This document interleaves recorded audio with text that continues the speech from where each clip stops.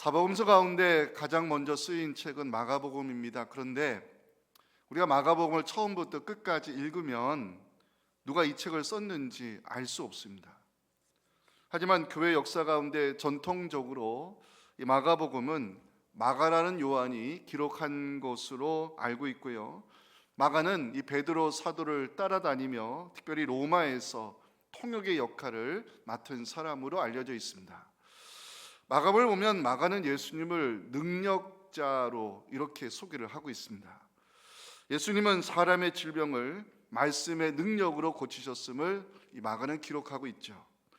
베드로 장로의 열병을 고치신 사건, 나병 환자를 치유하신 사건, 중풍병자를 일으키시고 혈류병 여인의 그 질병을 고치시며 회당장 야이로의 죽은 딸까지 살려내시는 예수님을 마가는 능력자로 소개하고 있습니다. 또한 마가는 예수님을 귀신을 쫓아내는 권능자였다고 성경이 기록하고 있습니다. 가버나움 회당에서 더러운 귀신 들린 자를 고치신 주님, 군대 귀신을 쫓아내시고 수로보니게 여인의 그 더러운 귀신 들린 딸을 치유해 주신 주님, 마가는 예수님을 권능을 가지신 분으로 증언하고 있습니다. 또한 마가는 예수님에게 그 자연의 세력을 다스리시는 권위가 있었음을 성경이 기록하고 있습니다. 갈릴리 호수의 폭풍을 잔잔하게 하시고 풍랑 위를 걸어 제자들에게 오셨던 주님, 열매 없는 무화과 나무를 마르게 하신 예수님, 마가는 예수님에게 그 창조주의 권위가 있었음을 증거하고 있습니다. 그럼 마가는 예수님을 능력자로 그리고 권능자로 권위자로 기록하는 이유가 무엇일까? 예수님이 오심으로 이 땅에 하나님의 나라가 임하였으며 메시아의 시대가 열리게 되었음을 알리기 위함으로 해석할 수 있습니다. 마가복음의 주제, 하나님의 나라입니다. 마가복음 7장 14절 15절에 예수님이 선포하신 하나님의 나라가 바로 마가복음의 주제임을 성경은 우리에게 알려주고 있습니다. 함께 읽겠습니다. 요한이 잡힌 후 예수께서 갈릴리에 오셔서 하나님의 복음을 전파해 이르시되 때가 찼고 하나님의 나라가 가까이 왔으니 회개하고 복음을 믿으라 하시더라. 아멘. 마가가 예수님을 능력자, 권능자, 권위자로 증언하는 것은 구약의 선지자들이 예언했던 그 메시아가 바로 나사렛 예수 그리스도이심을 알리기 위함입니다. 이사야 35장 5절과 6절 보시면 메시아의 시대가 도래할 것을 이사야는 예언하고 있죠. 그때에 맹인의 눈이 맑을 것이며 못 듣는 사람의 귀가 열릴 것이며 그때 저는 자는 사슴같이 뛸 것이며 말 못하는 자의 혀는 노래하리니 이는 광야에서 물이 솟겠고 사막에서 시내가 흐를 것임이라. 오늘 살펴볼 본문은요, 마태, 마가, 누가 모두 복음서에 기록할 정도로 중요한 의미를 가지고 있는 사건입니다.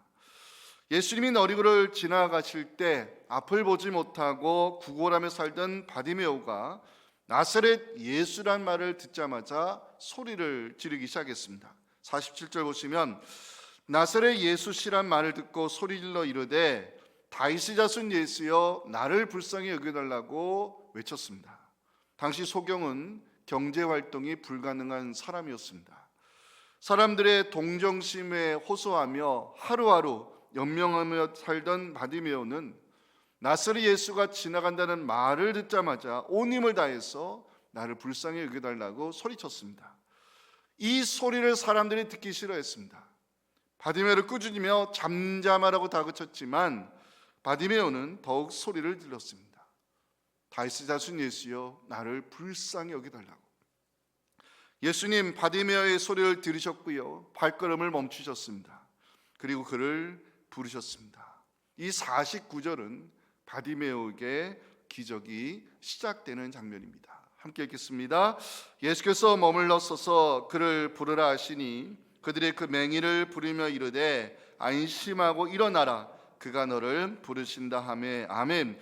예수님의 부르심에 바디메오는 겉옷을 내던지고 주님께 나아갔습니다. 그때 예수님은 바디메오에게 가장 듣고 싶은 말씀을 들려주셨습니다. 이 복된 주의 음성이 우리에게도 들려오기를 소망하며 51절 함께 읽겠습니다. 시작.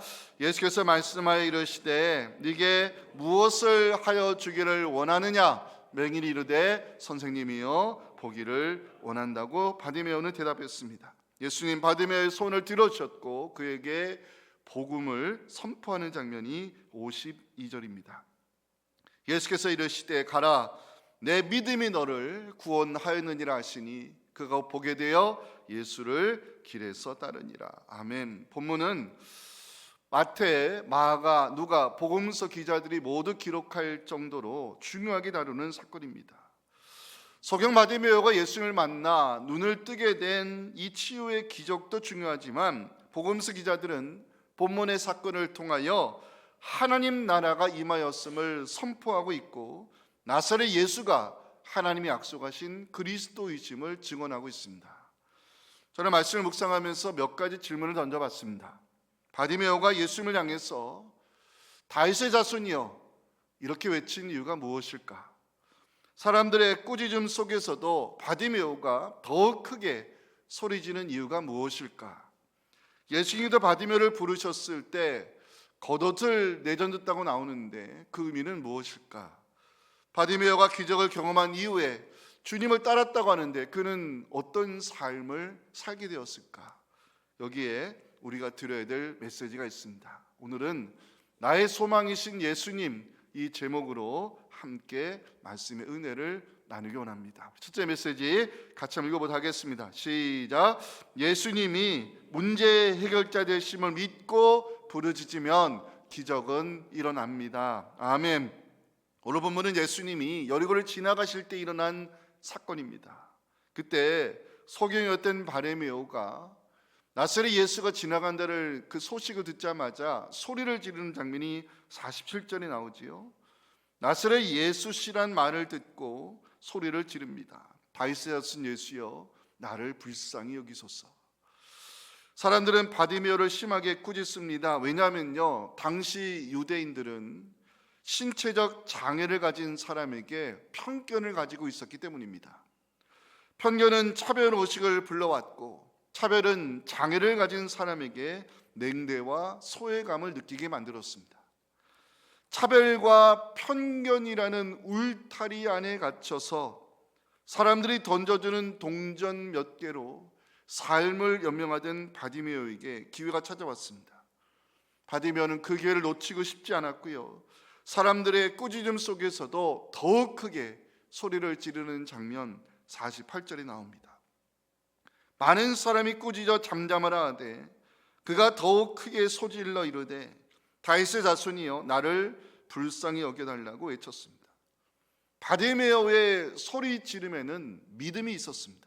그 증거가 사람들은 나사렛 예수가 지나간다고 말했지만 바디메오는 예수를 향하여 다윗의 자손 예수라고 외쳤기 때문입니다. 구약의 선지자들은 하나님께서 약속하신 메시아가 다윗의 자손으로 올 것이라 예언했고 바디메오는 나사렛 예수가 바로 하나님이 보내신 그리스도라는 확신과 믿음을 가지고 소리를 지른 것입니다. 바디메오의 소리 지름을 묵상하면서 중요한 진리를 깨닫게 되었습니다. 예수님이 문제의 해결자 되심을 믿고 부르짖으면 기적은 일어난다는 사실입니다. 본문의 사건을 겉으로만 보면요 소경 바디메오가 예수님을 만나 눈을 뜬 기적 사건으로만 볼 수 있습니다. 하지만 제가 말씀드렸죠. 마태, 마가, 누가 모두 다 이 본문의 사건을 복음서에 기록한 것은 믿음의 중요함을 알리기 위함입니다. 마가복음 10장 전체를 제가 살펴봤습니다. 마가복음 10장에는 사람들이 등장하는데 먼저 예수님이 종교 지도자죠 바리새인을 만나셨습니다. 두 번째 만난 인물은 재물이 많은 유대 관원 청년이었습니다. 그리고 주님께서 하나님 나라의 영광을 차지하실 때 좌우편에 자리를 달라고 요청하는 야고보와 요한도 마가복음 10장에 등장하고 있습니다. 그런데 예수님 마가복음 10장에서요 누구에게도 믿음을 칭찬하지 않으셨습니다. 오늘 바디메오에게만 내 믿음이 너를 구원했다는 이 칭찬과 함께 복음이 선포되고 있습니다. 52절입니다. 함께 읽어볼까요? 예수께서 이르시되 가라 내 믿음이 너를 구원하였느니라 하시니 그가 곧 보게 되어 예수를 길에서 따르니라. 이 말씀의 칭찬이 대단한 칭찬 아닙니까? 내 믿음이 너를 구원했다. 그래서 찾아봤습니다. 복음서에 내 믿음이 너를 구원했다 이 칭찬을 들은 사람이 몇 사람 안 되더라고요. 첫째, 예수님에게 향유를 부어드렸던 죄지은 여인에게 이 말씀이 선포됩니다. 혈류증 앓았던 여인이 이 복된 음성을 듣게 됩니다. 10명의 나병 환자 중 자신이 나은 것을 알고 돌아와 감사를 드렸던 그 사마리아 사람이 이 주의 음성을 듣습니다. 그리고 바디메오가 유일합니다. 따져보면 예수님에게 향유를 부어드렸던 죄지은 여인, 혈류병 앓았던 여인, 자기가 나은 것을 알고 감사를 드리게 돌아왔던 사마리아 사람, 그리고 바디메오가 유일하게 이 네 사람, 내 믿음이 너를 구원했다 이 복된 주의 음성을 들었습니다. 그래서 마가복음의 10장의 주제 믿음이라 말할 수 있습니다. 바디메오는 어떤 믿음을 가지고 부르짖었을까요? 여기에 우리가 들어야 될 말씀이 있습니다. 첫째입니다. 예수님이 문제의 해결자 되신다는 믿음으로 부르짖었던 것입니다. 사람들은 바디메오에게 나사렛 예수가 지나간다고 말했지만요, 바디메오는 예수님을 하나님이 보내신 메시아로 믿었다는 것입니다. 그 증거가 47절 아니겠습니까?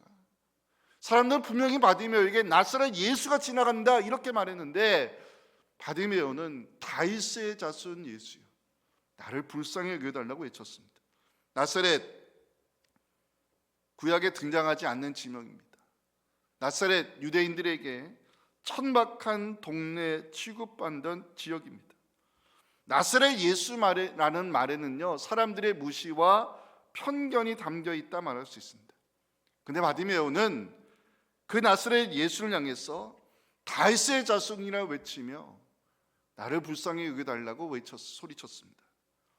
복음서에서 나사렛 예수를 향해서 다윗의 자손 예수라고 외친 사람도 찾아봤습니다. 딱 2명 나오더라고요. 귀신 들린 딸을 고치기 위해 나왔던 그 가나안 여자 수로보니게 여인 알고 계시죠? 그 여인과 바디메오가 유일하게 나사렛 예수를 향해서 다윗의 자손이라고 외친 유일한 두 사람입니다. 바디메오가 예수를 향해서 다윗의 자손으로 고백한 것은 메시아이심을 믿었던 것이고 예수님이 문제의 해결자 되신다는 확신을 가졌기 때문입니다. 중요한 것은 이 바디메오의 믿음과 확신이 그 예수님의 능력과 연결이 됐을 때 메시아의 기적이 일어났다는 것입니다. 사랑하는 성도 여러분, 예수님만이 내 인생의 문제 해결자 되심을 믿으시기 바랍니다. 그 믿음으로 부르짖으시기 바랍니다.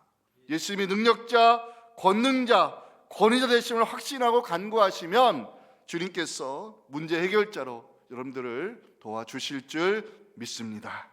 두 번째, 바디메오에게 어떤 믿음이 있었을까? 꺾이지 않는 믿음이 있었다는 것입니다. 사람들이 바디메오의 소리가 듣기 싫었는지 잠잠하라 꾸짖었습니다. 여기에는 사람들의 그 장애인들을 향한 편견과 무시와 냉대가 담겨 있는 목소리입니다. 하지만 바디메오의 신념을 그들은 꺾지 못했습니다. 꺾이지 않는 신념, 이것이 기도자에게 필요한 믿음이라고 생각합니다. 바디메오에게 예수님은 문제의 해결자였습니다. 문제의 해결자를 본 이상 바디메오는 기회를 놓치고 싶지 않았고 사람들의 꾸짖음에도 예수님을 만나야 된다는 신념 포기하지 않았습니다. 이 신념, 이 믿음이 우리에게 필요합니다. 사랑하는 성도 여러분, 예수님이 문제 해결자 되심을 믿으신다면 꺾이지 않는 믿음과 신념을 가지고 계속해서 기도를 이어가시기 바랍니다.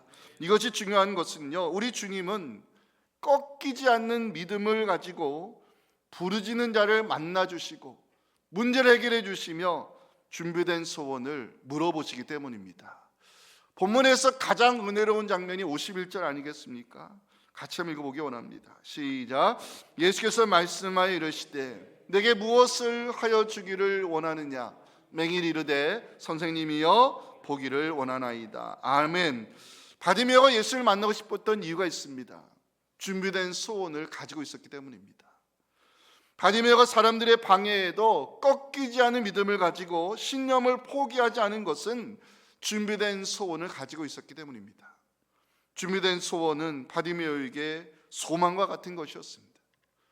언젠가 예수님을 만나면 나의 문제가 해결될 것이라는 그 소망, 그 소망은 바디메오에게 믿음이 되었고 예수님을 연결시켜준 은혜의 줄이었습니다. 예수님 그 바디메오의 믿음을 보고자 발걸음을 멈추셨고 그에게 복음을 선포해 주셨습니다. 52절입니다. 예수께서 이르시되 가라, 내 믿음이 너를 구원하였느니라. 그 꺾이지 않는 믿음, 포기하지 않는 신념을 예수님은 귀하게 보시고 그 믿음을 보시고 복음을 선포했습니다. 오늘 말씀 듣는 여러분들 모두 예수님이 내 인생의 문제 해결자 되심을 믿으시기 바랍니다.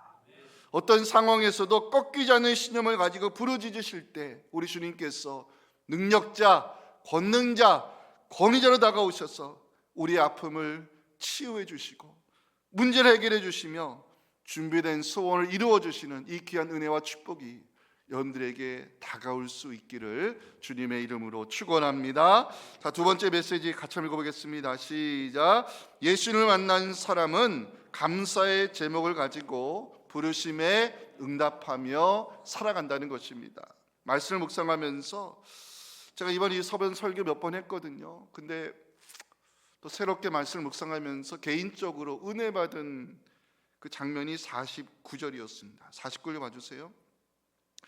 예수께서 머물러 서서 그를 부르라 하시니 그들이 그 맹인을 부르며 이르되 안심하고 일어나라, 그가 너를 부르신 다음에 예수님은 바디메오의 그 부르짖는 소리를 들으시고 그를 부르라 말씀하셨습니다.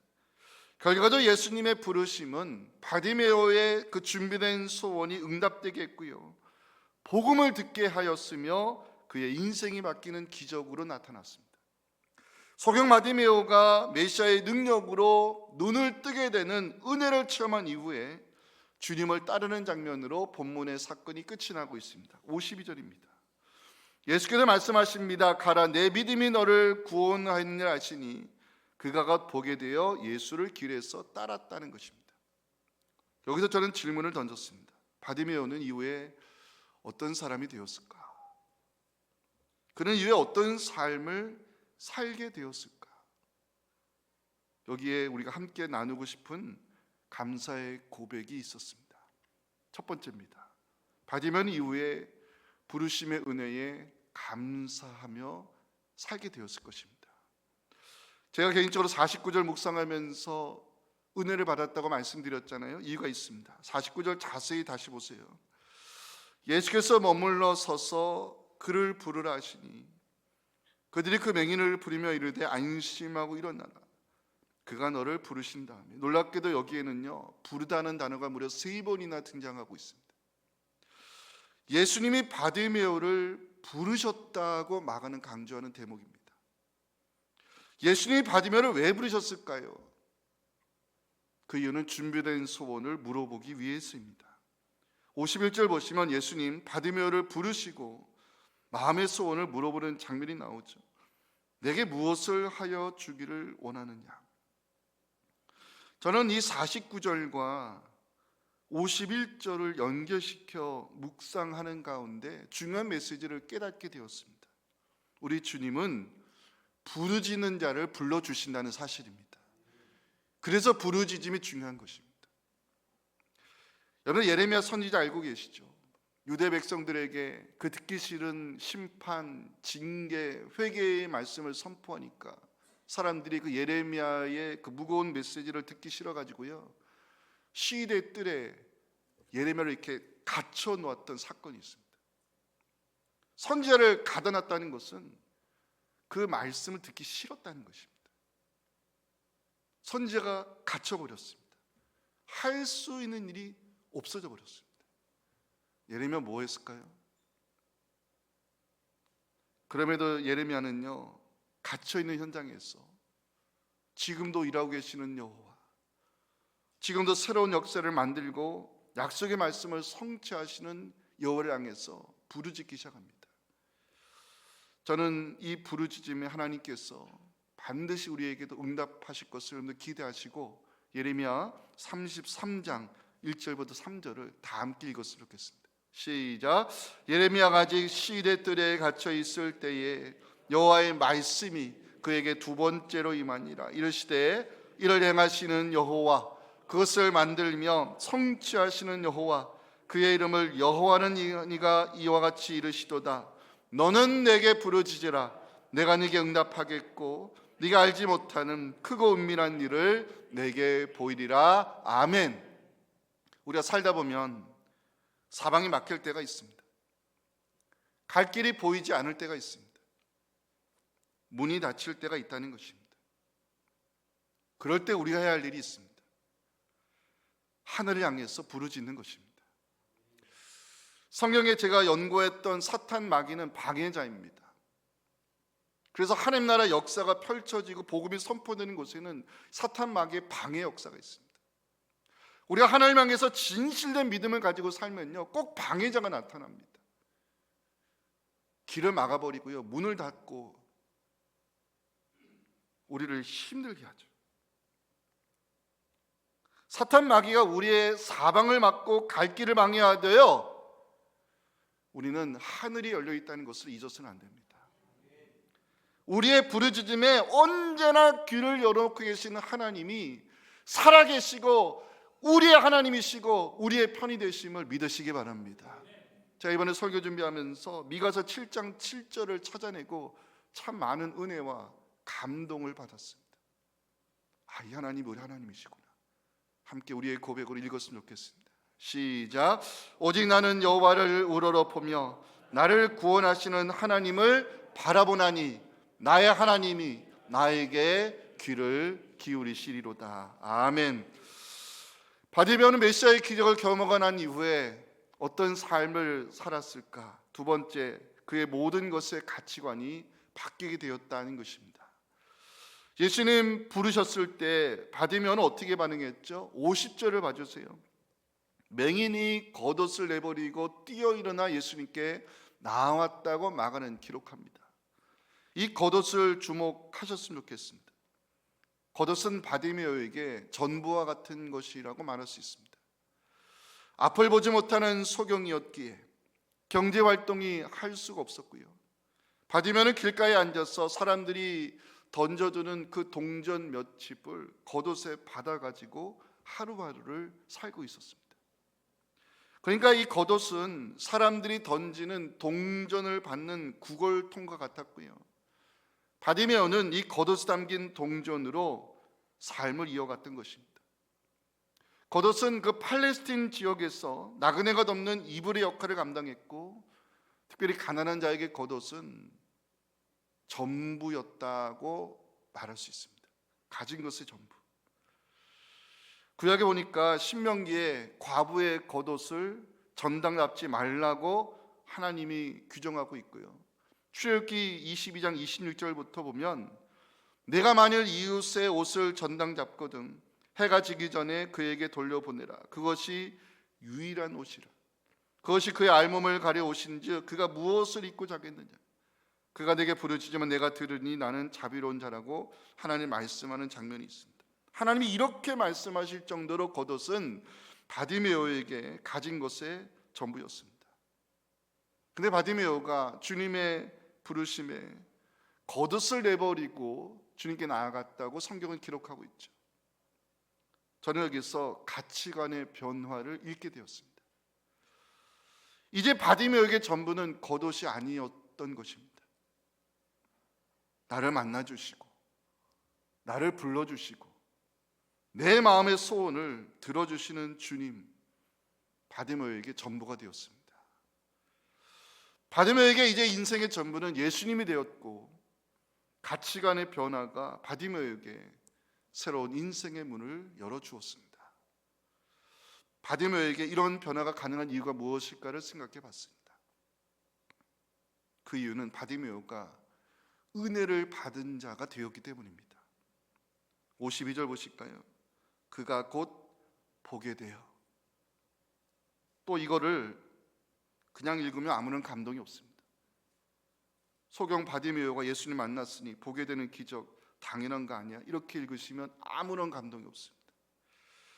자, 52절 다시 봐주세요. 그가 곧 보게 되어, 보게 되다. 여기에 사용된 헬라어 아나블레포입니다. 이 아나블레포는 잃었던 시력을 회복하다, 다시 보다는 뜻입니다. 그러니까 바디메오는요, 태어날 때부터 소경이 아니었던 것입니다.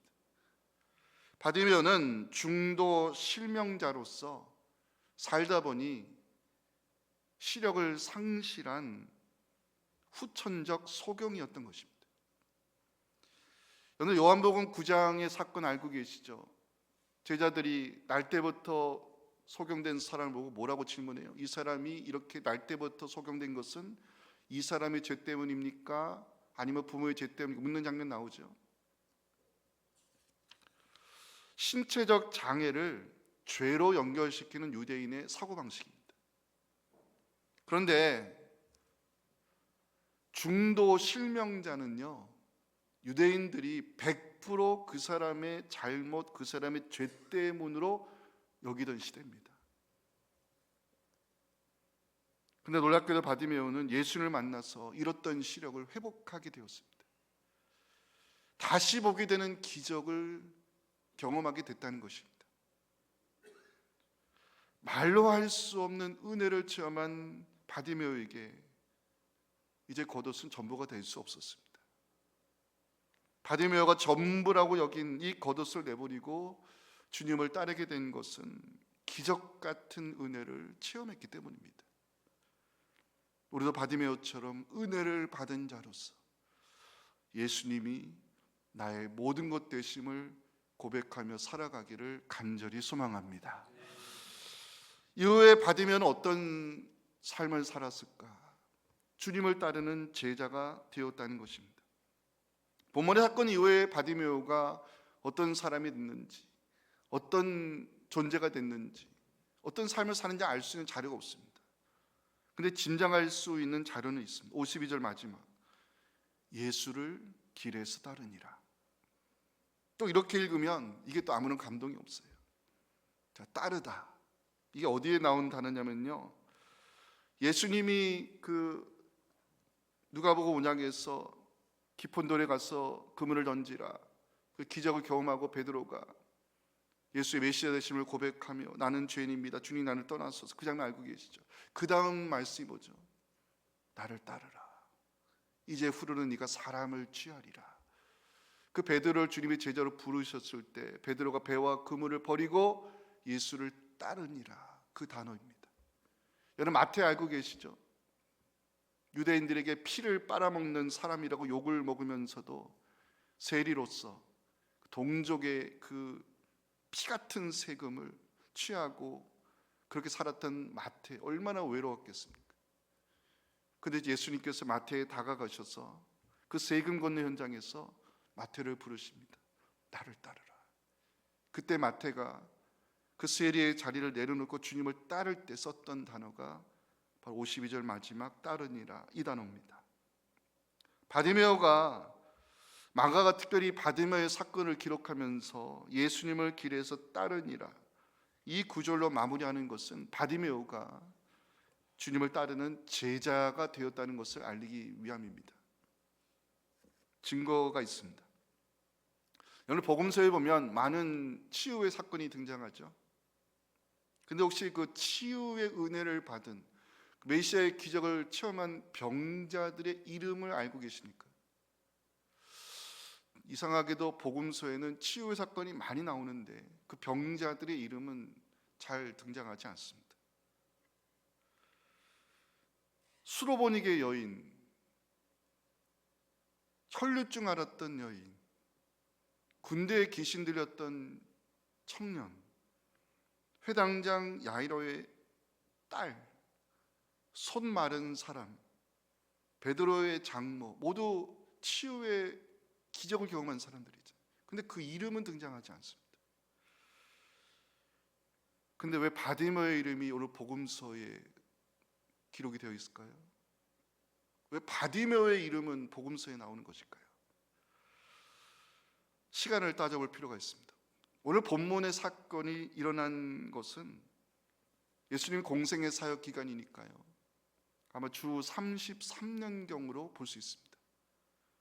그리고 마가복음이 기록된 시기는 주후 60년경입니다. 여기에 30년이라는 시간의 차이가 있습니다. 자료에 의하면 1세기 신약 교회의 그 지도자 명단에 바디메오의 이름이 등장하고 있습니다. 성경학자들은, 그 교회 역사가들은 1세기 어느 신학교회의 지도자 명단에 나오고 있는 바디메오가 바로 이 마가복음 10장의 주인공, 그 바디메오일 것으로 추정하고 있습니다. 제가 말씀드렸죠, 이 본문의 사건이 일어난 시기는 주후 33년. 마가가 베드로로부터 그 사건을 듣고 성경이 기록한 시기는 주 60년, 30년의 시간 차입니다. 그런데 어느 신약교회 지도자 명단에 그 바디메오 이름이 들어가 있습니다. 30년의 시간 동안 하나님 나라 사역자로 살았던 바디메오, 그런 예수님을 만난 사람으로서 감사의 제목을 가지고 부르심에 응답하며 살아간 주의 제자였던 것입니다. 함께 기도했으면 좋겠습니다. 저 두 가지 놓고 기도하고 싶은데요. 먼저 마가는 예수님을 문제 해결자로 기록하고 있습니다. 예수님 만났던 사람들, 그들은 해결할 수 없는 문제가 있었지만 결과적으로는 예수님 때문에 문제를 해결받게 됩니다. 그 이유는요, 예수님이 바로 메시아로, 권능자로, 능력자로 이 땅에 오셨기 때문입니다. 마가는 그 예수님 때문에 이 사람들이 매인 모든 것들이 풀어지고 질병이 치유되며 그 문제가 해결되었음을 알리고 있습니다. 다시 말하면 예수님 때문에 하나님 나라 시대가 열리게 됐고 새로운 창조의 역사가 일어났음을 복음서 기자들은 증거하고 있습니다. 우리에게 믿음이 필요합니다. 예수님이 내 인생의 문제 해결자 되심을 우리는 믿어야 됩니다. 복음서에만 나오는 예수님을 믿지 마시고 내 인생 가운데 다가오셔서 내 문제를 해결해 주시는 예수님, 그 예수님을 우리는 믿어야 됩니다. 능력자 되심을 믿어야 되고요, 해결자 되심을 믿어야 됩니다. 어떤 일이 있어도 꺾이지 않는 믿음 가지고, 신념을 가지고 우리는 주님께 부르짖어야 됩니다. 그럴 때 우리 주님 문제 해결자로서 여러분들을 도와주실 것입니다. 우리 함께 바디메오의 믿음을 가지고 주님을 향해서 함께 외치고 기도할 때, 하나님, 내 인생 가운데 다가오셔서, 우리 가운데 다가오셔서 내가 해결할 수 없는 이 문제의 해결자로 주님 역사하시고 그 주님의 능력을 경험하며 하나님, 내가 꺾이지 않는 믿음 가지고 신념 가지고 기도를 이어갈 때 우리에게도 이 놀라운 메시아의 기적이 일어날 수 있도록 함께 주님 한번 간절히 외치고 우리 자신과 가정의 문제를 주님께 올려드리며 기도하겠습니다.